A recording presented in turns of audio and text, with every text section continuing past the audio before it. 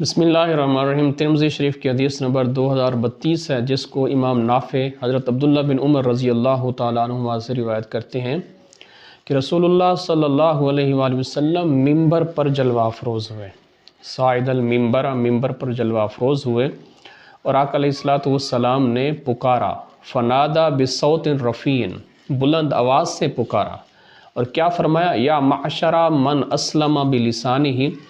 اے وہ مسلمانوں کا گروہ جس نے زبان سے تو کلمہ پڑھا، ولم یفد الایمان الی قلبی، لیکن ایمان ان کے دل تک نہیں پہنچا۔ فرمایا کہ لا تؤذوا المسلمین، مسلمانوں کو اذیت نہ دو، مسلمانوں کو تکلیف نہ دو، ولا تعیروہم، اور نہ ان کو تم آر دلاؤ، ولا تتبعوا عوراتہم، اور ان کی عیوب کو تلاش کرنے کی کوشش نہ کرو، ان کے عیب ڈھونڈنے کی کوشش نہ کرو۔ من تتبع عورت اخیہ المسلم تتبع اللہ عورتہ، جو شخص اپنے مسلمان بھائی کے عیب کے تلاش کرنے کے لیے اس کے پیچھے پڑتا ہے،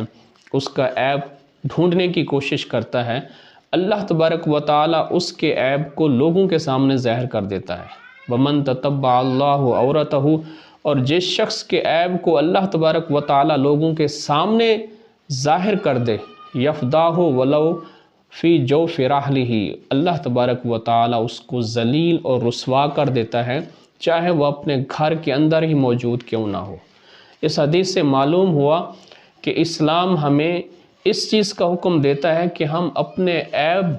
کو تلاش کرنے اور اپنے عیب کو ڈھونڈنے کے بعد اس اپنے اندر اصلاح کرنے کی کوشش کریں، بجائے اس کے کہ ہم دوسروں کے عیوب تلاش کرنے کی کوشش کریں۔ ہماری نگاہ میں دوسرے لوگوں میں ان میں کمی کیا پائی جاتی ہے، کوتاہی کیا پائی جاتی ہے، اور ہمارا مقصد کیا ہوتا ہے کہ اس کو ہم ذلیل اور رسوا کریں لوگوں کے سامنے۔ تو جو شخص اس نیت سے کسی کے پیچھے پڑا رہتا ہے کہ اس کو ذلیل کرے گا، اس کو رسوا کرے گا، یا لوگوں کے سامنے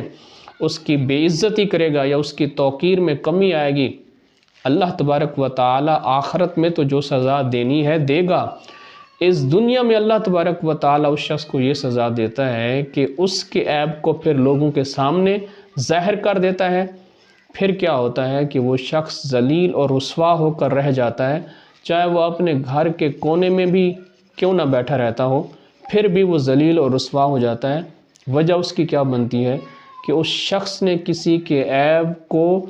پردہ نہیں ڈالا ہوتا، اور لوگوں کے سامنے اس کو بیان کر کے بے عزت کیا ہوتا ہے۔